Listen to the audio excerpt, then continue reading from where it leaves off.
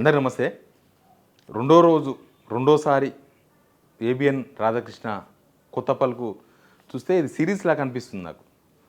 First రోజు వచ్చింది, మళ్ళీ నెక్స్ట్ మొన్న సండే, ఈ సండే కొత్త పలుకు ద్వారా ఆయన ఏం రాయదలుచుకున్నాడో, ఏం చెప్పదలుచుకున్నాడో, పైనుంచి ఏమేమి ఆదేశాలు ఉన్నాయో, ఎవరు రాపించిండ్రో ఈజీగా అర్థమయ్యేటట్లు రాసిండు. ప్లస్ బట్టి విక్రమార్క ఇందులో స్కామ్ జరగలేదని కూడా చెప్పం, ఖచ్చితంగా స్కామ్ జరిగింది. బట్టి విక్రమార్క ఆయన రెస్పాండ్ అవుతున్న విధానం బట్టి చూస్తే మనకు అర్థమవుతుంది.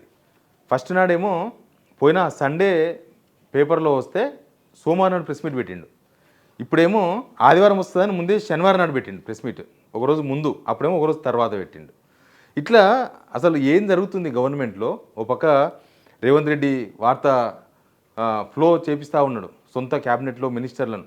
ఎక్కడ దాకా వచ్చిందంటే బట్టి విక్రమార్క మంత్రి పదవికి రాజీనామా చేయాలి. గతంలో రాజీనామాలు చేసేవాళ్ళు ఇట్లాంటి స్కామ్స్ వచ్చినప్పుడు, ఇట్లాంటివి వినిపించినప్పుడు ఈసారి ఎదురుదాడి చేస్తున్నాడని చెప్పి రాసిన రాధాకృష్ణ. దాన్ని బట్టి చూస్తే రేవంత్ రెడ్డి ఏం చెప్పదలుచుకున్నాడో రాధాకృష్ణ ద్వారా అది కన్వే చేసిండు అనేది క్లియర్గా అర్థమవుతుంది. అదే బట్టి విక్రమార్క పదవికి రాజీనామా చేయాలి అనే దగ్గరికి దీన్ని తీసుకొచ్చి పెట్టిండ్రు. అసలు దీనిలో చాలా అంశాలు ముడిపడి ఉన్నాయి. దీనిలో ఒక 3-4 టీంలు ఉన్నాయి. తర్వాత దీనిలో డబ్బులు వస్తే రేవంత్ రెడ్డి పదవికి ఎసరు ఉంటుంది మళ్ళీ. కాబట్టి దాన్ని దృష్టిలో పెట్టుకొని ఇదంతా కంట్రోల్ చేసే ప్రయత్నం చేసినట్టుగా కనిపిస్తుంది. ఇట్లా చాలా విషయాలు ఉన్నాయి. కొత్త పలుకు మీద మనం మాట్లాడదాం. అంతకన్నా ముందు సబ్స్క్రైబ్ చేయండి, షేర్ కూడా చేయండి. ఇక్కడ నేను కొన్ని గ్రూపులు ఏంటంటే, ఒకటి కోమటిరెడ్డి వాళ్ళ గ్రూపు. కోమటిరెడ్డి గ్రూప్ ఏంది? సుషి ఇన్ఫ్రా వాళ్ళు. అదే కదా గొడవ, అక్కడ సైట్ విజిట్ చేయాలి. విజిట్ చేయడం అనే నిబంధన తప్పు కాదు, కానీ విజిట్ చేసిన ప్రతి ఒక్కరికి సర్టిఫికేట్ ఇవ్వకుండా వాళ్ళకి ఇష్టం వచ్చిన వాళ్ళకే సర్టిఫికేట్ ఇవ్వాలన్న దగ్గర గొడవ స్టార్ట్ అయింది. దాని తర్వాతనే కదా ఎన్టీవీలో కథనం వచ్చింది. తర్వాత ఏబిఎన్ రాధాకృష్ణ కొత్త పలుకులు స్టార్ట్ చేసిండు. అదంతా నడుస్తూ ఉంది. దానిలో కోమటిరెడ్డి వెంకరెడ్డి గ్రూప్ ఒకటి, కోమటిరెడ్డి వెంకరెడ్డి సుషి ఇన్ఫ్రా వాళ్ళ ప్రయత్నం. నిజానికి కూడా తెలంగాణలో నైని కోల్ బ్లాక్ను తవ్వే అర్హత సుషి ఇన్ఫ్రాకు మాత్రమే ఉందంట. నేను కొంతమందితో మాట్లాడిన తర్వాత విషయం చెప్తున్నా, మిగతా వాళ్ళకి లేదు. నైని కోల్ బ్లాక్ అంత స్ట్రాంగ్, వీళ్ళ కంపెనీ అంత ఎక్స్పీరియన్స్. ఈ రెండు కాంబినేషన్ చెప్తున్నాం. తర్వాత రెండోది రేవంత్ రెడ్డి అండ్ సృజన్ రెడ్డి ఎవరు? రేవంత్ రెడ్డికి బామార్ది. ఇప్పుడు కొత్త అంశం తెర మీద తీసుకొచ్చిండు. సృజన్ రెడ్డి బీఆర్ఎస్ మాజీ ఎమ్మెల్యే ఉపేందర్ రెడ్డి అల్లుడు కదా, అంటే ఆయన బిడ్డని ఇచ్చారు. కానీ ఆయన బిడ్డ ఇచ్చినందుకు, ఆయన అల్లుడు అయినందుకు రేవంత్ రెడ్డితో పార్ట్నర్షిప్లో లేడు. ఆయన సృజన్ రెడ్డి అనే పర్సన్ రేవంత్ రెడ్డికి ఎట్లా బామార్ది అవుతాడు? రేవంత్ రెడ్డి వల్ల మిస్సెస్ సృజన్ రెడ్డి ఇద్దరు కజిన్. సూదిని జైపాల్ రెడ్డి మాజీ కేంద్ర మంత్రి ఉన్నాడు కదా, వాళ్ళ తమ్ముని కొడుకే సృజన్ రెడ్డి. చాలా దగ్గర రిలేషన్. ఇప్పుడు రేవంత్ రెడ్డి ఆయనకి ఎందుకు ఫేవర్ చేస్తాడు? ఉపేందర్ రెడ్డి అల్లుడు అయినందుకు ఫేవర్ చేయడు, వాళ్ళ బామార్ది కాబట్టి ఫేవర్ చేస్తాడు. కాబట్టి వాళ్ళ ట్రూప్లోనే ఉన్నాడు ఆయన.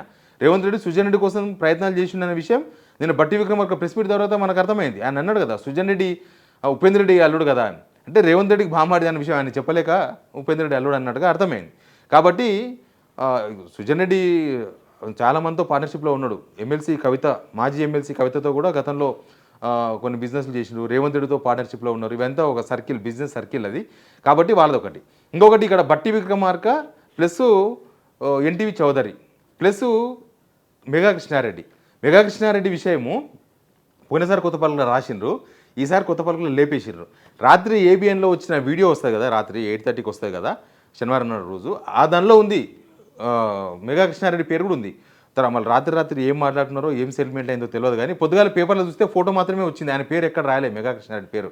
ఇట్లా మొత్తం వివిధ ట్రూపులు ఖచ్చితంగా నైని కోల్ బ్లాక్ను తవ్వుతే సింగరేణి తవ్వాలి, లేకపోతే ఎవరో ఒకరు ఏదో ఒక కాంట్రాక్ట్ కంపెనీ తవ్వాల్సిందే, అది తప్పదు. అది యాక్షన్లో సింగరేణికి అప్పగించింది సెంట్రల్ గవర్నమెంట్ కాబట్టి ఖచ్చితంగా తవ్వక తప్పదు.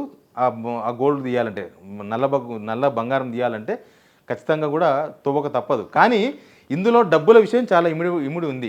అది ఒక బంగారు బాతుగుడ్డు టైప్, అది సింగరేణి లాగా కాదు. బంగారు బాతుగుడ్డు ఎందుకంటున్నానంటే అది 25 సంవత్సరాలు ఉండొచ్చు, కానీ దానిలో ఒక 1000-1500 కోట్ల రూపాయల లాభం ఉంది. అది చేతిలో ఉంటే దాని ఫేస్ వాల్యూతోన అనేక లోన్లు తీసుకొచ్చుకోవచ్చు, బయట చాలా అప్పులు తీసుకొచ్చుకోవచ్చు, చాలామంది డబ్బులు ఫండ్ రైజ్ చేయొచ్చు, ఇవన్నీ చాలా ఉంటాయి.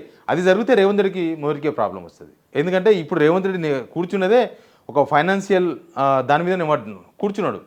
అది బట్టి విక్రమార్కకో లేకపోతే కోమటిరెడ్డి వెంకరెడ్డికో 1000-1500 కోట్ల రూపాయలు వచ్చినాయనుకో, ఒకసారి వచ్చేసినాయంటే రేవంత్ రెడ్డి దింపేస్తారు. వీళ్ళే హైకమాండ్కి డబ్బులు ఇచ్చే స్టేజ్కి వెళ్ళిపోతారు వీళ్ళు, ఆ స్టేజ్కి వెళ్ళిపోతారు. కాబట్టి దాన్ని కంట్రోల్ చేయడానికి ఏబిఎన్ రాధాకృష్ణ ద్వారా రేవంత్ రెడ్డి ఈ కథనం రాపిస్తున్నాడు అనేది క్లియర్గా అర్థమైంది మనకు. రెండో విషయం ఏంటంటే పోయినసారి రాసిన కొత్త పలుకు కానీ ఈ ఆదివారం రాసిన కొత్త పలుకు కానీ ఈ రెండు కొత్త పలుకుల విషయంలో రేవంత్ రెడ్డిని చాలా అసమర్థునిగా చిత్రీకరించిండు. ఎందుకంటే ఒక ముఖ్యమంత్రికి తెలియకుండా ఒక డిప్యూటీ సీఎం ఒక బట్టి విక్రమార్కని ఇదంతా చేస్తున్నాయని అనుకోవాలి మనం.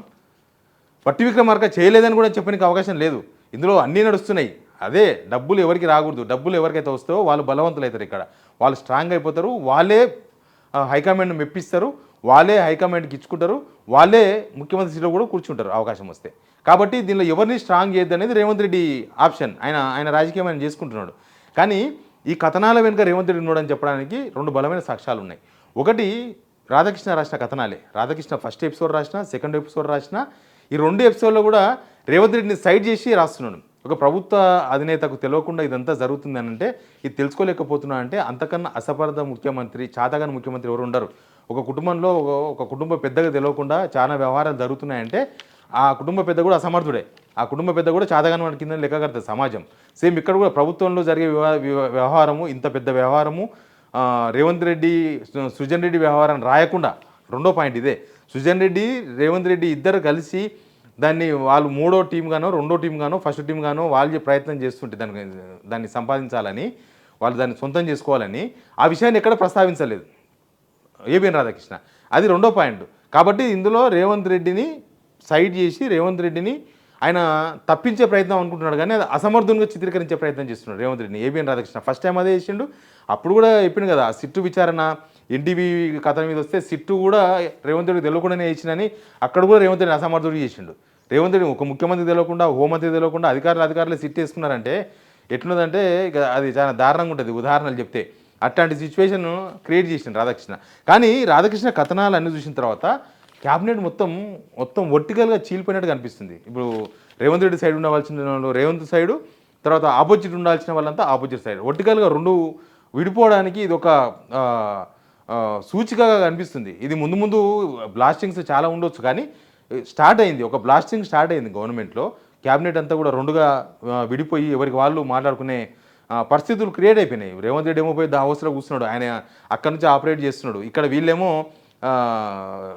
బ్యాటింగ్ ఒక పక్క బట్టి విక్రమార్క బ్యాటింగ్ చేస్తున్నాడు, లేకపోతే మిగతా మంత్రులు లోపల సపోర్ట్ చేస్తున్నారు ఆయనకి, హైకమాండ్కి ఇవ్వాల్సిన హైకమాండ్కి ఫిర్యాదులు చేస్తున్నారు. ఇదంతా జరుగుతుంది. కానీ ఫైనల్కి వచ్చేవరకు మళ్ళీ బట్టి విక్రమార్క రాజీనామా చేయాలి, అడిగి తీసుకొస్తారు. దీనిలో బీజేపీ పాత్ర కూడా చాలా important. Singareni not only state government central government 49-51% share ఉన్నది ఇద్దరికి. అసలు వాళ్ళు వేరే స్టేట్లో అయితే ఇప్పటికే ఈడీ సిబిఐ దిగి రచ్చ చేసేది. తెలంగాణలో మాత్రం అసలు అవకాశమే లేకుండా పోయింది. తెలంగాణకి ఇంతవరకు ఏమీ రాలేదు. అసలు BJP central minister Kishan Reddy ప్రభుత్వం కోరితే మేము ఇన్వెస్టిగేషన్ చేస్తామంటున్నారు. ప్రభుత్వం దొంగే వచ్చి నేను దొంగతనం చేసినా నా మీద ఇన్వెస్టిగేషన్ చేయండి, నా మీద సిట్ వేయండి, నన్ను పోలీసు అరెస్ట్ చేయండి, నన్ను జైలుకు పంపండి అని చెప్తాడా? నువ్వు పోయి ఆల్రెడీ ఇప్పుడు దానిలో స్కామ్ జరిగింది అని చెప్పనికే బట్టి విక్రమార్క ప్రెస్ మీట్లు, తర్వాత ఆ టెండర్స్ మొత్తం రద్దు చేసిందంటేనే దానిలో వ్యవహారం జరిగిందనే కదా. జరగకపోతే ఎవరే రాష్ట్ర వాళ్ళు అని చెప్పేసి ఇంకోలాగా ఉండేది ఇది. కానీ అది జరిగింది కాబట్టే సింగరేణి ఆ టెండర్స్ను రద్దు చేసింది అనేది కూడా క్లియర్గా అర్థమవుతుంది. కానీ మరి బీజేపీ ఎందుకు వస్తలేదు? ఇక్కడ రేవంత్ రెడ్డి విషయంలో ఒకలాగా ఉంటుంది, బట్టి విక్రమార్క విషయంలో ఒకలాగా ఉంటుంది బీజేపీ స్టాండ్. బీజేపీ రేవంత్కు సపోర్ట్ చేస్తుంది, కానీ బట్టి విక్రమార్కకో ఉత్తమ్ కుమార్ రెడ్డికో ఎందుకు సపోర్ట్ చేస్తారు? వాళ్ళు సపోర్ట్ చేసే అవకాశం లేదు. ఇక్కడ ఎందుకు సైలెంట్గా ఉన్నారంటే ఇక్కడ రేవంత్ పాత్ర బయటకు వస్తుంది మొత్తం. కాబట్టి అసలు బొగ్గు స్కామ్ అనేది అంత ఈజీ కాదు. ఇప్పుడు మనకు మన్మోహన్ సింగ్ గవర్నమెంట్లో కానీ లేకపోతే జార్ఖండ్లో కానీ ఈ బొగ్గు స్కామ్ ఎప్పుడు వచ్చినా సరే అది చాలా తీక్షణంగా, చాలా దారుణంగా గవర్నమెంట్లు మొత్తం పడిపోతాయి. అట్లాంటి సిచ్యువేషన్ క్రియేట్ చేస్తుంది. వేరే స్టేట్లు అట్లే జరిగింది. ఇక్కడ బీజేపీ వాళ్ళు ఏం చేస్తారనేది చాలా ఇంపార్టెంట్ పాయింట్. బట్ ఇక్కడ డబ్బుల కోసమే జరుగుతుంది. డబ్బులు ఎవరికి వస్తే వాళ్ళు ముఖ్యమంత్రి అయ్యే అవకాశం ఉంటుంది, హైకమాండ్ మెప్పించవచ్చు ఢిల్లీ అనేది. ఇక్కడ రాధాకృష్ణ పాత్ర అనేది చాలా ఇంపార్టెంట్. రాధాకృష్ణ అటు చంద్రబాబు ఇటు రేవంత్ రెడ్డి ఇద్దరికి తప్ప ఆయన మూడో పాయింట్ ఆయనకి ఏమి ఉండదు, మూడో లైన్ ఏమి ఉండదు. 100% పార్టీ ఇంపార్టెంట్ కాదు. ఇక్కడ తెలంగాణలో ఆయన కాంగ్రెస్ పార్టీయో లేకపోతే రాహుల్ గాంధీో వాళ్ళు ఇంపార్టెంట్ కాదు, వాళ్ళకు రేవంత్ రెడ్డే ఇంపార్టెంట్ 100%. బట్ వాళ్ళు ఏం చేస్తారనేది ఇప్పటిదాకా క్లారిటీ లేదు. వాళ్ళు చాలా స్మూత్గా హ్యాండిల్ చేస్తున్నారు. వేరే రాష్ట్రాల్లో హ్యాండిల్ చేసినట్టుగా హ్యాండిల్ చేస్తలేరు, క్లియర్గానే అది కూడా కనిపిస్తుంది. బట్ అసలు రేవంత్ రెడ్డి మినిస్టర్లను ఏదో బెదిరించి మిల్లగా దాన్ని గుంజుకుందామని చూస్తే అది ఎక్కడ దాకా పోయిందంటే చాలా దూరం పోయింది. ఇప్పుడు బట్టి విక్రమార్క రాజీనామా చేయించాలనే దాకా పోయింది. బట్టి విక్రమార్క ఇప్పటికే చాలా 30% కమిషన్స్ 40% కమిషన్స్ అని చెప్పి బాగా డబ్బులు వచ్చాయని బాగా ప్రచారంలో ఉంది. అట్లాంటివన్నీ బాగా వస్తే అవన్నీ కలిసి రేవంత్ రెడ్డి నాకు ఇక్కడ ప్రమాదం అనుకుంటున్నాడో ఏమో బహుశా అట్లాంటి చర్చ కూడా ఉంది రాజకీయాలలో. ఎనీవే ఈ కొత్త పలుకులో ఉన్న మొత్తం స్టోరీలా బట్టి విక్రమార్క రాజీనామా చేయించాలనే ఒక రేవంత్ రెడ్డి ప్లాన్ మాత్రం క్లియర్గా కనిపించింది. Please subscribe.